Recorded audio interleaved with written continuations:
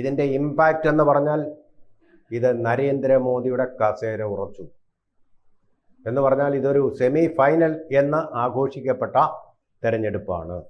ആ തെരഞ്ഞെടുപ്പിൽ തൂത്തുവാരി NDA പോലും പ്രതീക്ഷിക്കാത്ത, BJP പോലും പ്രതീക്ഷിക്കാത്ത ഒരു വിജയത്തിലേക്ക് അവരെത്തിച്ചേർന്നു.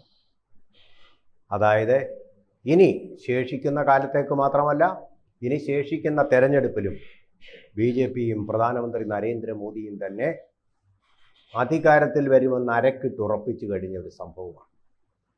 3-2 ഭൂരിപക്ഷം മാറിയിരിക്കുന്നു. ഇപ്പം 4-3 ഭൂരിപക്ഷത്തിലേക്കാണ് പോയിക്കൊണ്ടിരിക്കുന്നത്. 4-3 കോൺഗ്രസിൻ്റെ നില പരിതാപകരമായ സിംഗിൾ ഡിജിറ്റിൽ ഒതുങ്ങി.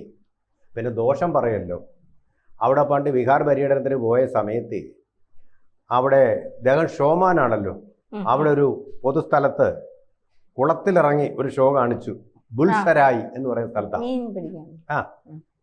ബുൽസരായി കുളത്തിലിറങ്ങി മീൻ പിടിക്കുന്നതായിട്ട് അദ്ദേഹം വലിയ ഇതിനാണല്ലോ വിനോദയാത്ര പോകുന്നത്. വിനോദയാത്ര പോകുന്നവർ കാണിക്കുന്ന പരിപാടികളാണ്.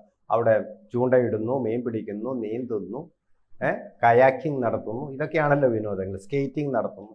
ഇതിനൊക്കെ അയാൾ പോകുന്നത്.